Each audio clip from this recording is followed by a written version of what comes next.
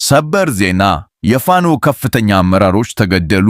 ወልቃይትና ራያ ከትግራይ ክልል ወጡ። የፌዴሬሽን ምክር ቤትና ምርጫ ቦርድ ያሳለፉት ታሪካዊ ውሳኔ። ጌታቸው ረዳ ይሄ ከባድ ጦርነት ነው ሲሉ ተናገሩ። አብይ አህመድ የመጨረሻውን ካርድ መዘዙ። በጎጃምና በሰሜን ሸዋ የተሰማው መርዶ። መንግስት ለቅሜ ጨረስኳቸው ሲል አሳዛኝ ዜና በሰረ። የሰሜን ወሎና የጎጃም ህዝብ በከባድ መሳሪያ እየተጨፈጨፈ ነው። የአማራና የትግራይ ህዝቦች ስማ፣ አብይ አህመድ ሁለታችሁንም የሚያስቆጣ ውሳኔ አሳለፉ። ወልቃይት የፌዴራል መንግስት እንጂ የናንተ አይደለም ተባለ። አዲስ የደም መፋሰስ ድግስ ተደግሷል። ትሰሙታላችሁ። ግብጽ አብይ አህመድን አታለለች። የባህር በር እንሰጣለን የሚለው ዜና ውሸት ሆኖ ተገኘ። ካይሮና አዲስ አበባ ተፋጠዋል። የህዳሴው ግድብ አደጋ ላይ ወድቋል። የብልጽግና ሴራ ተጋለጠ። አብይ አህመድ በድብቅ የቀረጹት የመነጣጠል ካርታ አማራና ትግራይን አጣልቶ ስልጣንን የማራዘም ፕሮጀክት ይፋ ሆነ። ይህን ሰምቶ የማይደነቅ የለም።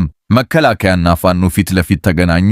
በሰሜን ሸዋና በጎጃም የተደረገው የሞት ሽረት ውጊያ፣ ንጹሃን በሞርታር አለቁ።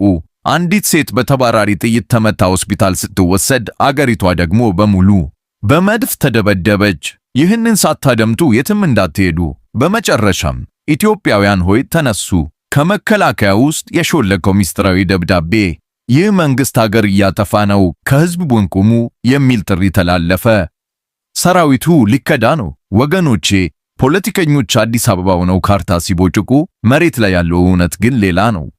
ዛሬ በሰሜን ወሎ፣ በጎጃምና በሸዋ በሞርታርና በከባድ መሳሪያ የሚደበደቡት ድሃ ገበሬዎች ናቸው። አስቡት፣ ያች በሰሜን ወሎ ወግዲ ላይ የተገደለችው እናት በተባራሪ ጥይት ተመታ። ሕይወቷን ለማትረፍ ሰዎች ተሸክመዋት ሲሮጡ፣ ጨካኙ የመንግስት ጦር በከባድ መሳሪያ ደገማት። ይህ ምን አይነት ጭካኔ ነው? ይህ ምን አይነት አውሬነት ነው? በወልቃይትና በራያ ጉዳይ ላይ የሚደረገው ጨዋታ የህዝብን ደም እንደ ውሃ የመጠጣት ያህል ነው። እና አብይ አህመድ አዲስ አበባ ሆነው ካርታ ሲቦጭቁ፣ መሬት ላይ ግን የሚሞተው የሚፈናቀለውና የሚሰቃየው ያው ድሃው ህዝብ ነው። ወልቃይት ያንተ ነው፣ ራያ ያንተ ነው እያሉ ሲያናክሱት የኖሩት ህዝብ ዛሬ የማንኛችሁም አይደለም የፌዴራል ነው ሲባል ምን ይሰማው? ይህ የክደት ጥግ ነው። ነገር ግን ወገኖቼ ተስፋ አለ። ህዝቡ እየነቃ ነው። የአማራና የትግራይ ህዝብ፣ የኦሮሞና የሌሎች ብሔር ተወላጆች የጋራ ጠላታቸው ማን እንደሆነ እየገባቸው ነው። ይህን የልዩነት ግድግዳ የሚያፈርስ እኛ ወንድማማቾች ነን የሚያባላን ስልጣን ላይ ያለው ቡድን ነው የሚል አዲስ የትብብር መንፈስ እየተፈጠረ ነው። ዛሬ የሚያለቅሱት እናቶች እንባ ነገ የነጻነት ጎርፍ ሆኖ ይህን የጭካኔ ስርዓት ጠራርጎ ይወስደዋል። ኢትዮጵያ በልጆቿ አንድነት ትነሳለች። ጨለማው ይገፈፋል። አሁን ወደ ዋናው የፖለቲካ እሳት እንግባ። የኢትዮጵያ ፖለቲካ ትኩሳት ጣሪያ ነክቷል። የፌዴሬሽን ምክር ቤትና ብሔራዊ ምርጫ ቦርድ በድንገት ያሳለፉት ውሳኔ ለዓመታት ሲብላላ የነበረውን የወልቃይትና የራያ ጉዳይ ወደ አዲስና አደገኛ ምዕራፍ ከተተ። ውሳኔው ምንድን ነው? ወልቃይት፣ ራያ፣ ሁመራና ሌሎች አወዛጋቢ ቦታዎች ምርጫ አይደረግባቸውም። እነዚህ ቦታዎች የትግራይም አይደሉም፣ የአማራም አይደሉም። በቀጥታ በፌዴራል መንግስት ስር ይሆናሉ። ይህ ማለት ምን ማለት እንደሆነ ይገባችኋል። አብይ አህመድ የእኔ ናቸው እያሉ ነው። ለዓመታት ሕገ መንግስቱ ይከበር ሲል የነበረው ህወሓት እና ታሪካዊ መሬታችን ነው ሲል የነበረው የአማራ ህዝብ ሁለቱም በአንድ ጊዜ ተካዱ። የህወሓት ጊዜያዊ አስተዳደር ፕሬዝዳንት ጌታቸው ረዳ ወዲያውኑ ባወጡት መግለጫ እሳት ለብሰው እሳት ቦርሰው ቀረቡ። ይህ ውሳኔ ሕገ ወጥ ነው፣ ተቀባይነት የለውም፣ የፕሪቶሪያውን ስምምነት የሚጥስናውን ተብሎ ህዝብን ከህዝብ ለማጋጨት የተጠነሰሰ ሴራ ነው አሉ። ካቢኔው በሰጠው መግለጫ ፌዴራል መንግስቱ የትግራይን መሬት ቆርሶ ለመውሰድና ጂኦግራፊውን ለመቀየር እየሞከረ ነው ሲል ከሷል። በሌላ በኩል የአብይ አህመድ ቀኝ እጅ የሆኑት አቶ በለጠ ሞላና የኦህዴድ ሰዎች በውሳኔው ደስተኛ ሆነው ታይተዋል። ለምን? ምክንያቱም ዓላማው አማራን መጥቀም ወይም ትግራይን መጥቀም ሳይሆን ሁለቱንም አዳግሞ መሬቱን የፌዴራል የብልጽግና ቀለብ ማድረግ ስለሆነ። ይህ ውሳኔ ሪፈረንደም ይደረጋል የሚለውን ተስፋ አዳፍኖታል። አብይ አህመድ ከዚህ በፊት ወልቃይት የአማራ ነው ብትፈልጉ ሰዱት ብለው ለአማራ ጄኔራሎች የትግራይ ነው መልሰዋለሁ ብለው ለህወሓት ሰዎች ሲዋሹ እንደነበር አሁን ፍርጥርጥ ብሎ ወጣ። ሁለቱንም አታለሏቸዋል። ይህ ጉዳይ በሰሜኑ የሀገራችን ክፍል ለሚቀሰቀሰው አዲስ ጦርነት መነሻ ሊሆን ይችላል።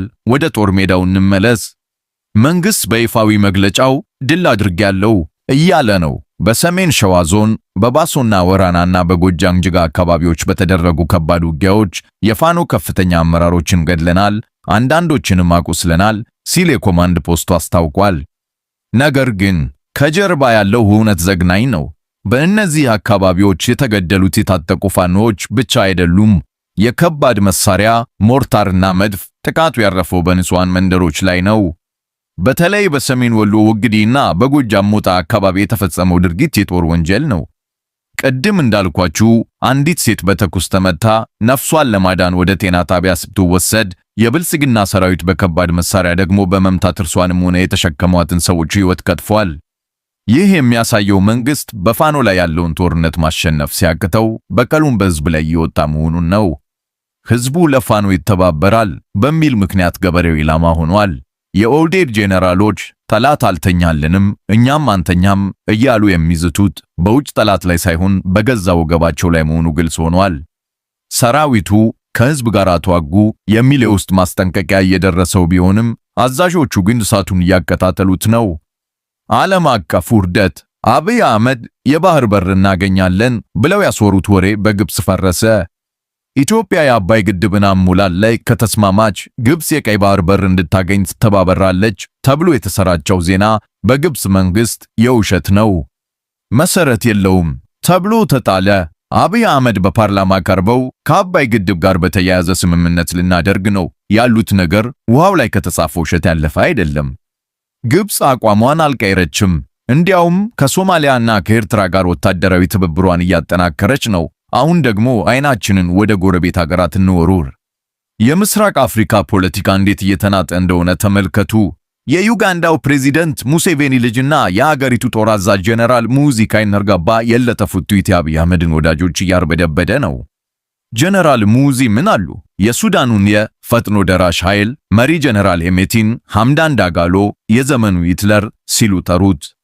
ሄሜቲ የጥቁር ሕዝብ ጠላት ነው፣ በአፍሪካ ምድር ላይ ናዚዝምን እያመጣ ነው ብለው አወገዙት። ይህ ንግግር ለምን አስደነገጠ? ምክንያቱም ሄሜቲ የአብይ አህመድ የልብ ወዳጅ ነው። አብይ አህመድ ይህን ሂትለር የተባለ ሰው ቤተ መንግስት ራት ግብዣ ሲያደርጉለት፣ ዩጋንዳ ግን ወንጀለኛ እያለችው ነው። ግን የኛዎቹ ጀነራሎችስ እነ ፊልድ ማርሻል ብርሃኑ ጁላና ጄኔራል አበባው ታደሰ ምን እያደረጉ ነው?